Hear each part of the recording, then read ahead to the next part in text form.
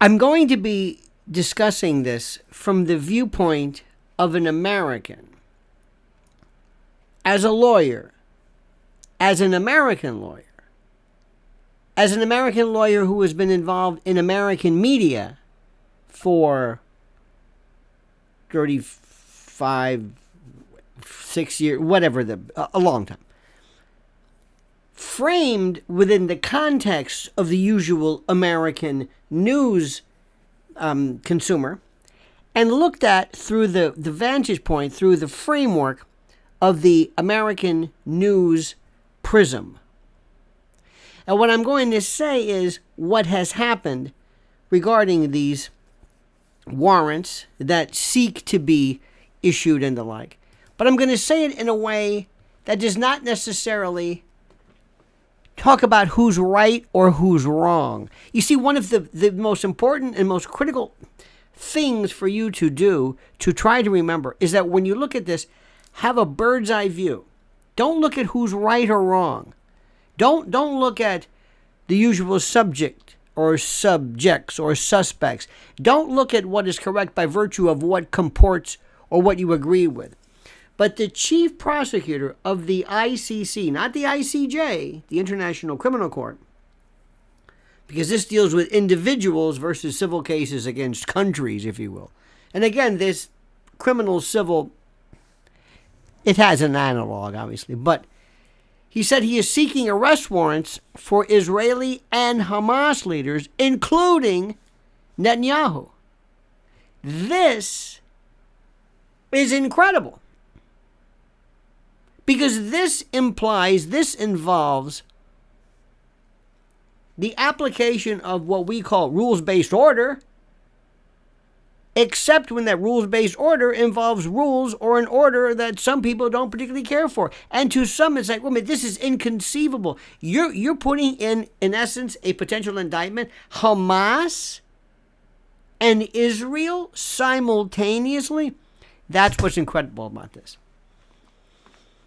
The allegation is that there are reasonable grounds to believe that the wanted persons, that the named persons are responsible for war crimes and crimes against humanity. This is according to Karim Khan, who was the prosecutor. Now, there are others as well. Along with Netanyahu, the prosecutor is looking to arrest Yoav Gallant, who is the IDF, or the Israeli defense minister. The Hamas officials include the group's leader, Yahya Sinwar, of course, the commander of its military wing, the al-Qassam brigades, who is al-Masri, and the chief of Hamas's political bureau, Haniyeh, who was the individual.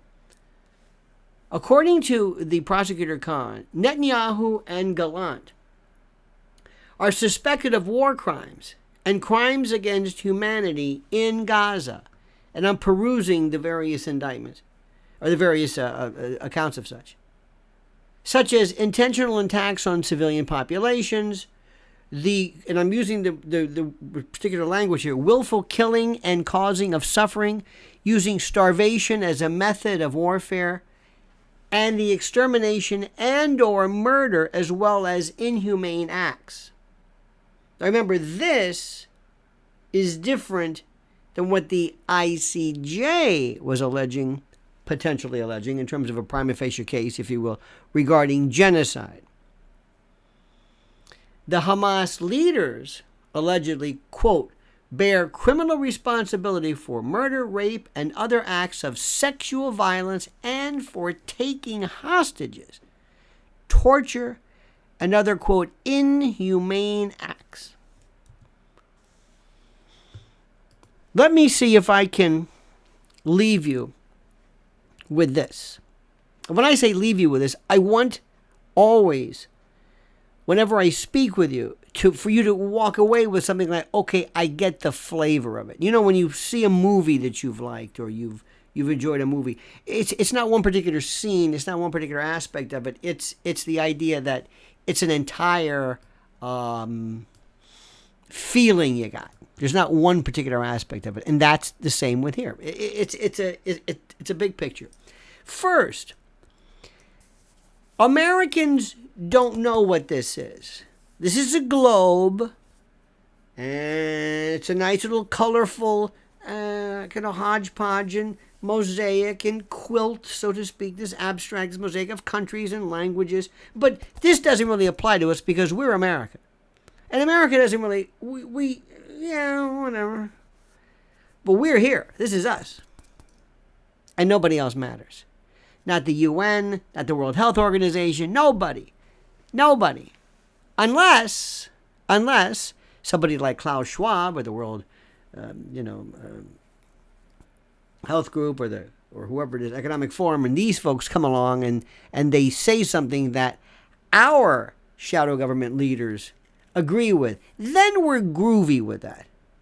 But for the most part, Americans do not understand what this is. Absolutely it means nothing.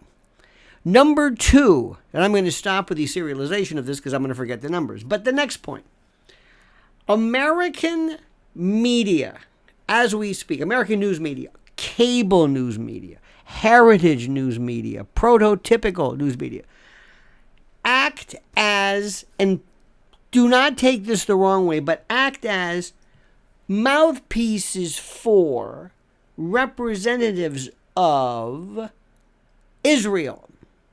And Israel and the U.S. and Europe and Britain, for the most part, it's one singular unit. One common message, one focal point with identical foci, okay? Every now and then, especially as the elections come along, about 170 or so days away, under 170 now, they play this pretend game where they finger wag, why you, BB, you, we're going to demand a ceasefire, and people say there is, that doesn't mean anything, because what people are saying is the funds, the monies, the military armaments, the bombs, nothing is really changing except for this kabuki kind of theoretical whatever. Next, Hamas. Now, Hamas, based upon United States classic prototypical cable news, and by the way, this is left and right, this is CNN, Fox, and all the other attendant folks. They all view Hamas as being a terrorist organization, no legitimacy, no point of view, representing no one, cold-blooded killers who must be stopped at all costs. And that wherever they are, if you suspect there is Hamas in a building, in a neighborhood, in a hospital, in a library, in an office building, in an apartment complex, and we don't know exactly if it's one Hamas, two, a group, a battalion, a brigade, a squad, I don't know. But under our rules, you can go in and wipe them out. Meaning everybody who is around this particular area who is basically a human shield. This is the way we've been told. You understand that? This is what we've been told. We've been told this. Basically, if you watch American cable, that just like in World War II, and we always make analogies to whatever version of world history best comports with our worldview, but it would be like going into Germany and saying, okay, we're going to do a few battalions without wiping Hitler out completely. Okay. Now, this thing on the other side of the world, and by the way, Europe notwithstanding, they're saying, oh, no, wait. You're looking at this from October the 7th. And while they don't necessarily parse the applicability of terrorist status to Hamas, because the American cable status goes like this. Does Israel have the right to defend itself? Yes. Is Hamas a terrorist organization? Yes. Was October the 7th a terrorist function? Yes. That's it. That's it. Whatever, by any means necessary to expunge, eradicate, ablate, bowdlerize, and excise this terrorist cancer called Hamas. You got it? That's the way it works. Whatever happens in the meantime, war is hell, war is messy, war is unfortunate, and or Gaza, they ask for it, they voted these people in, all they have to do, or just return the hostages and it's done. Okay, that's that argument. The other argument is simply, this didn't start on October the 7th. This started with 1948 or before then, or maybe technically speaking 1967. They're not talking about one instance. They liken October the 7th to a jailbreak, or you've heard references to a slave result, like a Nat Turner slave result, or a resorting, if you will. That this is a fighting back, a retaliation against, this is what they're saying, apartheid, ethnic cleansing, genocide, whatever you want. This has been going on in one way or another well before October the 7th. And not to mention the various Israeli operations. And that's what's being stated. They are saying, and they are using a word which has been, in our country, summarily rejected, the notion of genocide. Genocide is a word that is not applicable to, it's just like the word Holocaust. It is inapplicable. But genocide's different. Holocaust, I think we all understand the historical reference to this, but genocide is a word that people in their own mind have this idea of what it means. And it's a term of art. It's an accusation. It is a charge. It's like the way in America we get burglary and robbery confused. Where we say they robbed a house. And no, you rob a person and not a thing, because you have to show fear. And no, Americans don't care about that. You know what we mean. Well, that's kind of what this is. What happens if this is issued? What happens? And by the way, is Amal Clooney a part of this? Ask Amal. Did she vote in favor of this? Is she a part of this? When America thought it was groovy that Putin had a warrant issued against him, what do the American sock puppet media say about that? Oh, wait a minute. Well, we never said wait. We didn't say that all warrants were okay. It's just we happen to get along with that one. Well, that's exactly what's going on right now. What happens when you can't have movement? Putin was during this time period or whatever, couldn't meet with BRICS representatives, South African, Brazil, Russia, India, China, South Africa, because of these warrants. People say, well, what are you going to do? You can't move. And are you going to say that? Do we say, well, are you a signatory to this? Does it apply? This, and then you're going to have to ask the question, number one, do you believe in a rule-based order around the world? Or is it certain? And by the rules-based order, nobody knows what that means. So right now, American, prototypical sock puppet media are saying you can't do this. What about Hamas? Well, that's total sense. What about Netanyahu? No. Meaning they don't know what it is. And by the way, whether this is brilliant or not, you have both, quote, participants, theoretically, even though it's more complicated than that, simultaneously and theoretically facing the similar fate in terms of a warrant. This is going to change everything.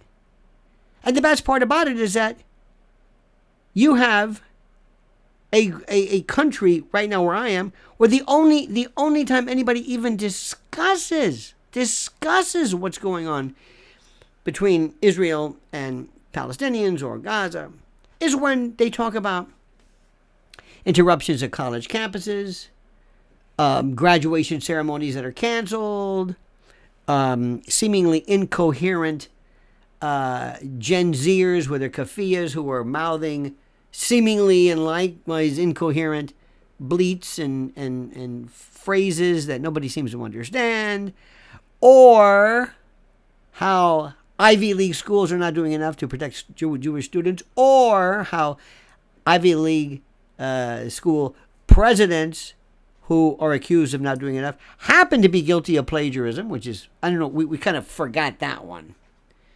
That's our thing. That's what we talk about. In our media, whenever there's a protest, it's always anti-Israel or pro-Hamas, but you never hear pro-Palestinian, because that's this perpetual bubble of incoherence on our part. But now this has come in. This changes everything. And you have the left and the right, theoretically, in our country, absolutely in lockstep. And we're also finding out, and this is by far the strangest, people like me are listening to, and in many cases agreeing with, people, commentators, programs, platforms that I and we have historically rejected as either being confused, wrong, or daft. But now we're saying, wait a minute. So when you have Jerry Nadler, Nancy Pelosi, Chuck Schumer basically issuing strong statements against Bibi, I'm thinking, wait a minute, hold on. And then you have shows and programs where you have incredible groups of folks. Finkelstein, Amy Goodman, Katie Halper, Erin Monte, the incredible Max Blumenthal, Judge Napolitano, Colonel McGregor, the incredibly brilliant John Mearsheimer, Jeffrey Sachs, Elon Pape, people that we haven't said, wait a minute, what? This is a establishment of this intellectual theater or school of thought with people that we've never really had, for reasons I don't know, anything to do with each other. And so now you're going to be saying, listen, going back, hey, Amal Clooney, are you for this? Hey, George Clooney, are you for? Which side are you on? Hey, Joe Biden, how are you going to be dealing with the rest of the country in 169 days? What are you going to be doing in your incoherent state? Whose side are you on? You know the old joke about Joe Biden is interested in a two-state solution, Michigan and Minnesota. So this is incredible. Remember, Donald Trump, the consummate political genius, has been very, very strong and very, very steadfast. Watch him fine-tune his particular frame of reference. Let me tell you this, my friend. Just listen to me, and listen good. This is like nothing we've ever seen before. This is, when Klaus Schwab said the Great Reset, I don't think he ever had this in mind. The world as we know it, this place here, this thing, it's unrecognizable. The leaders, the followers, the movers, the shakers, the political, the polar distinctions are changing. Coalitions are changing. The rise of international order, which we pretty much have excused because, well, we're not a signatory, who cares? UN, take you. It's different now. It's different. It is completely different. Now, you can do one of two choices. Well, you could do more than one of two. One, you can continue to watch American cable news, and you're wasting your time. It's not even propaganda because it's incoherent, and normally propaganda is coherent.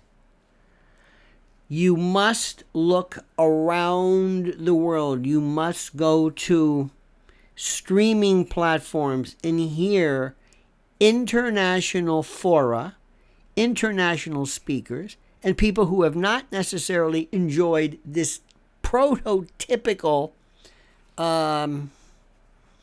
usual suspects position. Listen to what the academics are saying. Listen to what is going on in this street. How do we say this? Who emerges victorious, and how are new coalitions and cadres and consortia, how are they reshaped right now? It's a new world order. It's the Great Reset. Thank you for watching. Please subscribe to this channel. Please hit the like button. You know all about that. And comment as you see fit.